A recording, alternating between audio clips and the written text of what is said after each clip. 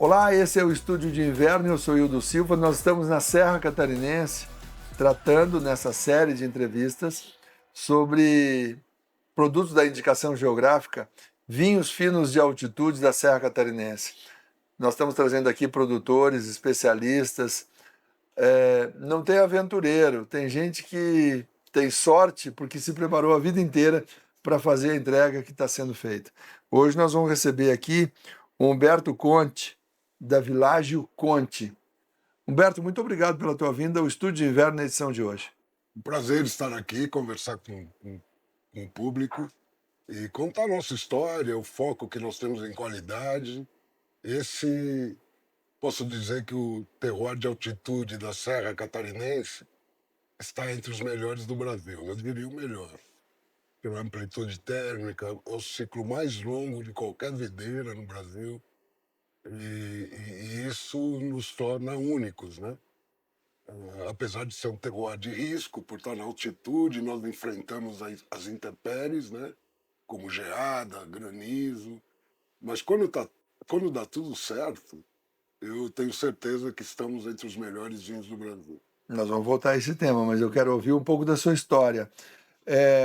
A vinícola Világio Conte foi criada a partir de... Sempre foi um desejo do italiano Umberto Conte de produzir vinho? É isso mesmo, eu tive a sorte logo que eu me formei, eu sou engenheiro de alimentos, formado pela Unicamp, e eu fui fazer mestrado em Milão com uma bolsa do governo italiano.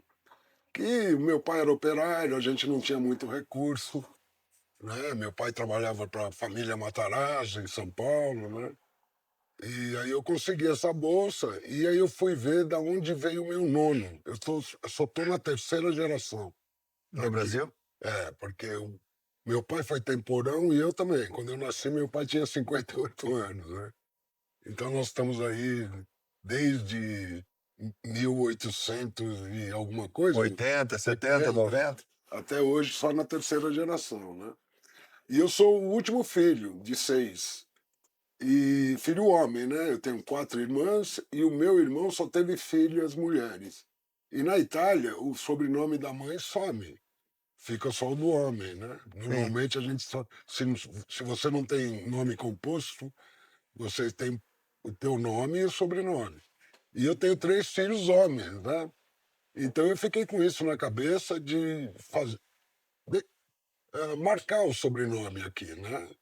E eu fui conhecer a propriedade que meu nono tinha lá no Vêneto, né? E quando eu cheguei, eu vi que ele tinha um pequeno vinhedo, a história deles ali. E aí o vinho entrou na minha vida, né? Eu, aproveitando que eu estava estudando na Itália, eu fiz um mestrado em fermentações, tal, tudo a ver com vinho, né? E eu fiquei 3 anos por lá, e fiz as 3 vindimas, né? Durante as vindimas eu ia lá, fiz vinhos na Suíça, tal, e aí isso ficou na minha cabeça. Eu economizei minha vida inteira para quando me aposentar, tá aqui, né? Fazendo vinho de qualidade.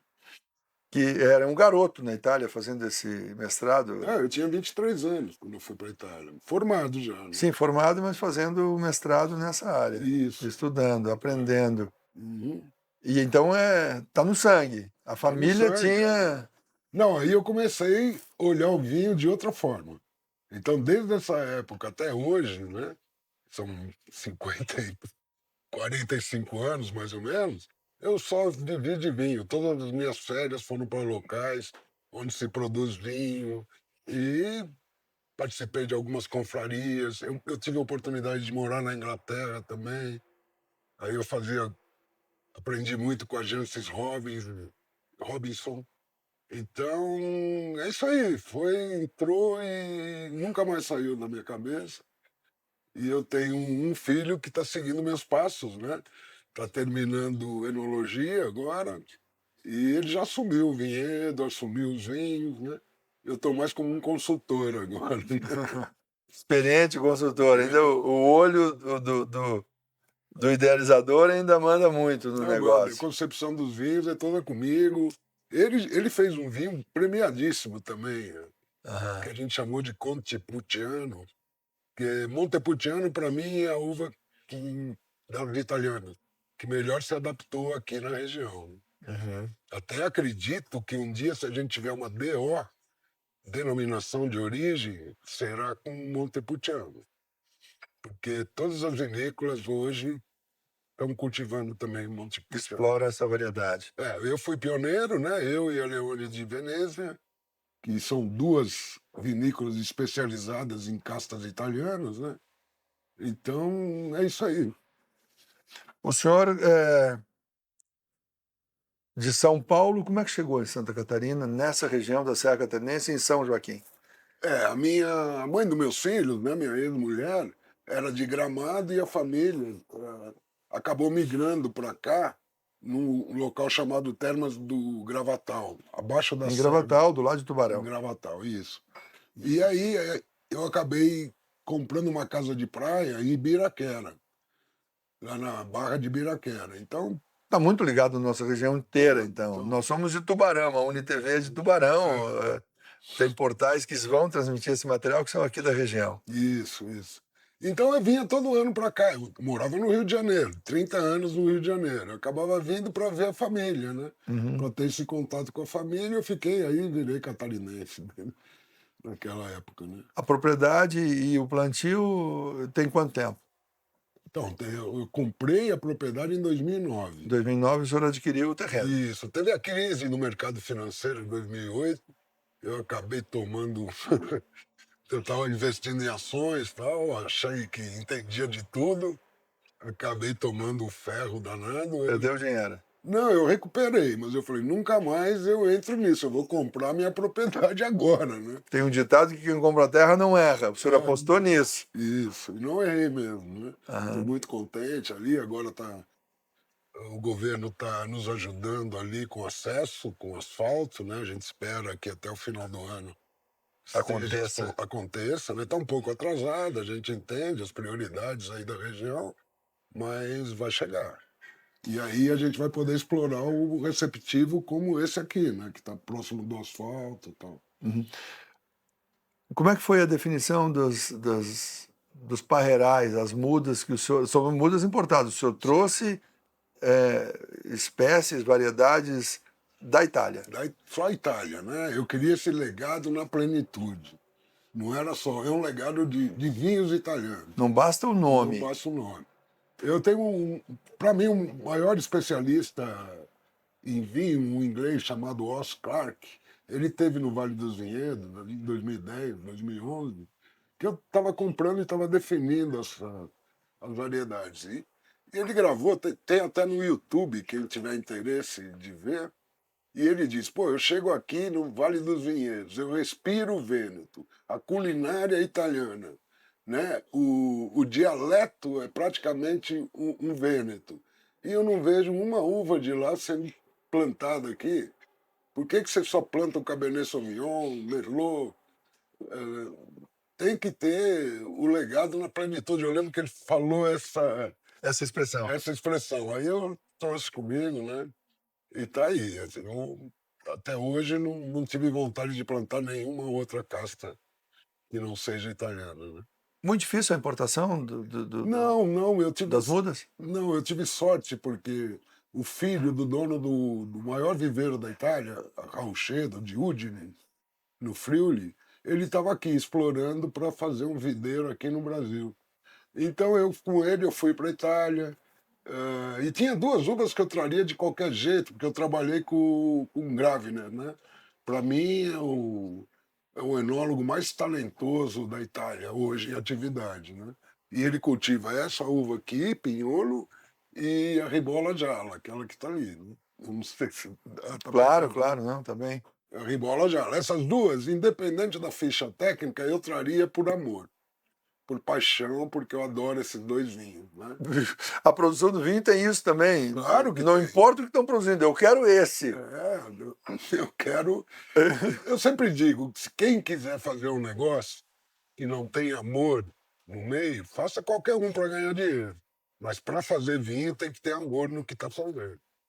Porque a resposta não é imediata, a resposta é longa e é muito mais você deixar para a família. deixar um legado para a família do que você ganhar agora. Essa é até uma frase bastante Mesmo. olha, que diz assim, sabe quando um vinicultor, um vitivinicultor, é milionário, se torna milionário? Quando ele era bilionário. Ele perdeu muito dinheiro. Com essa história extraordinária do Humberto Conte, nós vamos fazer uma parada no Estúdio de Inverno na edição de hoje. Voltaremos em instantes para falar um pouco mais sobre a produção, sobre a qualidade dos produtos entregues, premiações, são vinhos premiados nacionalmente. Esses dois são exclusivos. Só eu que produzo. Na Serra Catarinense inteira? Não, a Ribola Jala tem uma outra vinícola de Urubici que foi da mesma importação que eu. Como eu não tinha terreno suficiente, eles compraram metade da Ribola Jala. Então, só nós dois que temos aqui. Tá bem. A gente já volta.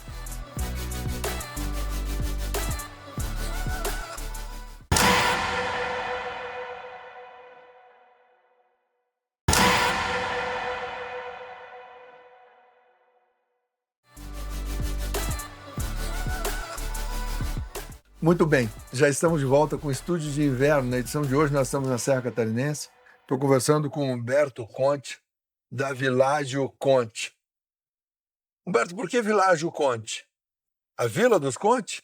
É isso aí, mais ou menos isso. Villaggio, em italiano, uma vila seria bem maior. Eu nunca quis coisa maior, né? O vinhedo, 1 hectare já satisfaz, né? Eu estou com 6, vou para 8, tá bom. Porque a mão de obra aqui é muito difícil para você ter mais que isso.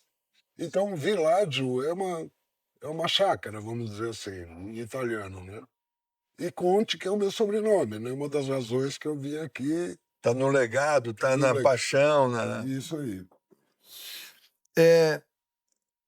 Qual é o volume de produção nesses 6 hectares? Mas antes me responda, por favor, tu plantou lá em 2009, 2010, comprou a terra em 2009, em 2010 fez o plantio. Quanto tempo de colocar a muda na terra, tratar, cuidar, até que se produza os primeiros frutos? Essa uva aqui, que eu disse pinholo, em italiano quer dizer mimado, mimado, ela levou 6 anos para dar o primeiro 6 anos. Eu lancei esse vinho no mercado em 2017, né? Porque eu juntei as safras todas e tive um volume para fazer 1.500 garrafas. É isso aí. Então, mas normalmente, em 3, 4 anos, você consegue já ter. Já obter alguma produção. Mas aí depende do volume de hectares. Quantas árvores por hectare? 4.000, porque eu faço um adensamento muito próximo e eu trabalho com espaldeira com um braço só. Um braço só significa que só tem um braço da videira produzindo. Muita gente trabalha em T, assim, né? Com os 2 braços, aí o espaçamento da planta é maior. Tem que ser maior por conta da condição toda do solo. É um solo pobre ou é o solo adequado para a produção? Melhor que fosse bastante mais pobre, porque ainda tem Mais matéria orgânica que a gente tem que lutar contra, né? Que qual é o número de garrafas que consegue por ano hoje, nessa fase? A conta que se faz na Itália para projetos tal, uma planta te dá 2 garrafas de vinho, normalmente 2 quilos de uva te dá 1.500 ml, né? 2 garrafas. Então, na plenitude da produção, se eu botei 4.000, teoricamente eu teria que ter 8.000 por hectare, 8.000 garrafas. Então, não é o que acontece. 6 hectares? Porque tem muita falha, né? Formiga. Eu tive um ataque de lebre, para você ter uma ideia.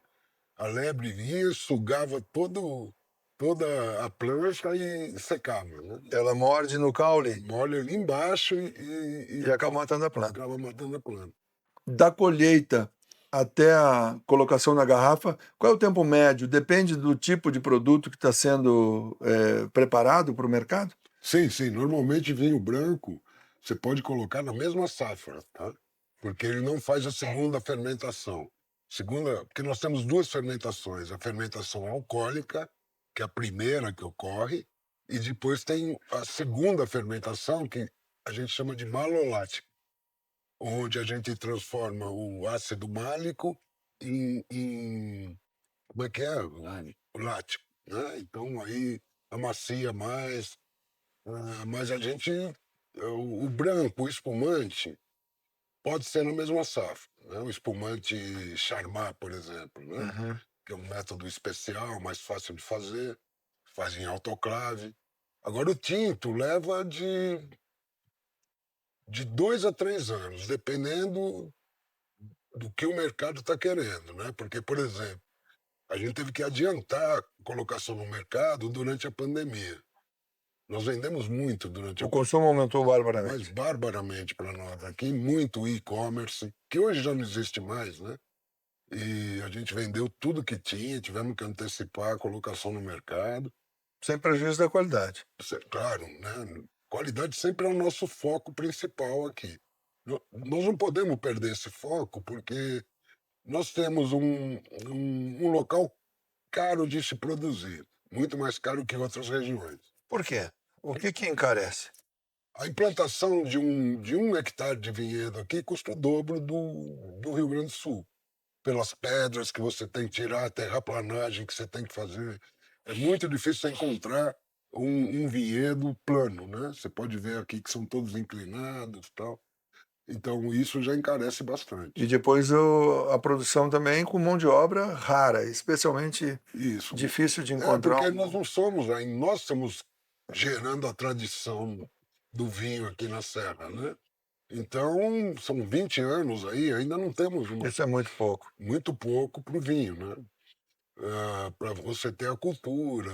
E a gente poder estar no mercado forte para poder remunerar melhor, não tem outra saída. Né? A gente não pode tratar um colaborador aqui como um simples colaborador de campo, né? Ele sempre tem que ter uma especialização. Então a gente tem que Investir na formação. investir na formação e pagar um pouco mais, não tem jeito. Né?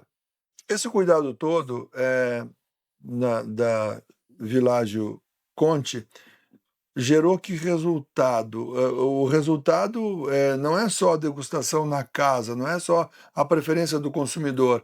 É preciso que especialistas atestem, olha, este vinho tem esse diferencial. Onde é que a Világio Conte já chegou, já está? Olha, eu diria que nós estamos num patamar bem alto no que diz respeito à qualidade. Infelizmente, a gente não tem volume para estar em vários locais, né? E também não temos caixa suficiente para ter representante, distribuidor. Então somos nós mesmos que fazemos o marketing, que fazemos tudo em casa, né? Mas eu acho que em termos de qualidade nós somos bem reconhecidos, porque a gente já recebe grupos, tanto de São Paulo como Rio de Janeiro, desde 2017, já, quando a gente lançou os vinhos, né? Uhum. Então a gente recebe para almoço, nós mesmos que cozinhamos, e fazemos a culinária local, com fogão misturada com italiana, lógico, né? Um tacho, né? Que hoje tem moda o disco de arado. Então, isso é um diferencial É nosso. um atrativo. É um atrativo, e com isso, porque eu acho que provar um vinho é bom quando você gosta, não tem outro jeito.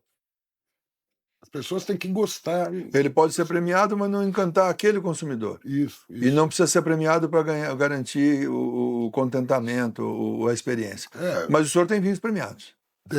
tenho um. Bom, eu participo só de um concurso, que é no Rio de Janeiro, né? E são 300 vinícolas que participam, é o mais abrangente, É o maior concurso do Brasil? é o maior concurso do Brasil hoje, né? E que sucesso o senhor teve nesse concurso? Eu ganhei 2 vezes o melhor tinto do Brasil, que é esse vinho aqui, que é uma raridade, né? Ele ganhou, ele teve 95 pontos, né? Que é muito, numa escala até 100, né? Ele teve 95. Foram 2 anos. Quando eu lancei, 2017 e 2019, 2 safras, né? E o Ribolla Gialla, que é a outra uva também rara, eu ganhei uma vez também o melhor branco brasileiro. Outras castas, sempre outras castas, porque a gente não concorre com Chardonnay, com Sauvignon Blanc, que são a maioria do Brasil. O maior volume de produção. Isso. Aí tira os maiores produzidos, tem outras castas. E essas outras... Nesse cenário, o senhor entrou e conquistou essa medalha. Ouro. Ouro. Nesse concurso, eu não tive... Todos os vinhos que eu mandei, eu mando o meu portfólio todo. Eu tive São 2... 18 vinhos que o senhor produz, 18 rótulos. 18 rótulos. Eu tive só 2 abaixo de 90, e tendo 89, 88. Então, acima de 90 já é medalha de ouro, né? Que eu nem diria que é premiado. Eu acho que esse deve ser um mínimo de qualidade que a Serra deve exigir, né? É o que a gente exige na nossa IP, aqui na nossa indicação de procedência, com análise sensorial, análises físico-químicas. Então, a gente só tem o selo, né, que é esse selo aqui, se passar por todas essas análises. Então, esse vinho aqui... É a indicação de procedência, esse selo. Esse vinho, muito provavelmente, vai estar acima de 90 pontos e vai ter uma medalhinha de ouro, né? Que eu não considero medalha de ouro prêmio. Prêmio é quando você tira o melhor de um determinado concurso. Contudo, apesar desse seu rigor, porque isso é um rigor seu, ter uma medalha mostra alta qualidade na produção. Alta qualidade, Mesmo que o senhor entenda que isso é obrigação do produtor. É obrigação. Nossa, aqui tem que ser, porque senão, se a gente perder o foco em qualidade, a gente não sai do lugar, não. Agora, deixa eu tocar em 2 pontos que são curiosidades. O senhor falou da qualidade da medalha de ouro, da indicação de procedência. O Brasil não produz garrafa, o vidro, para embalagem, para colocar no mercado. Não, aqui produz aqui, a Ambev compra tudo, né? Eu nem sei onde é que é a produção, porque a gente nem procura aqui, né? E aí a gente compra essas 2 são importadas do Chile. Chile. Mas são bons produtores também, italianos e espanhóis, especialmente. De garrafas? De garrafa. Mas são... E tem aquela que você... O Bruno saiu. Você lembra, Fran, o nome daquela tampinha aqui? Screw cap. Essa daqui. Screw cap. É a rolha... Não é rolha, é um fechamento. É um fechamento. Mas a rolha ainda garante a preciosidade, a entrega do produto. Não, e ela é importante no envelhecimento também. Envelhecimento. Ela tem uma porosidade que ela vai trocar um ar e o vinho vai evoluindo. Adequado, nem excesso, nem nada. Não pode ser pouco e não pode ser muito. Isso mesmo. É equilibrado. Humberto Conte, mestre na produção de vinhos da Világio Conte. Muito obrigado pela sua vinda ao Estúdio de Inverno na edição de hoje. Eu que agradeço a oportunidade, espero que o vinho, que o vinho seja mais reconhecido pela qualidade aqui no estado de Santa Catarina. E esse é o nosso trabalho, levar à divulgação aquilo que os senhores fazem com tanto carinho, com tanta dedicação. Muito obrigado. Obrigado a vocês pela oportunidade. E eu agradeço a você também, fica mais um pouquinho comigo, eu agradeço a você também que acompanhou o Estúdio de Inverno na edição de hoje. Continue com a programação da UniTV e até o nosso próximo encontro.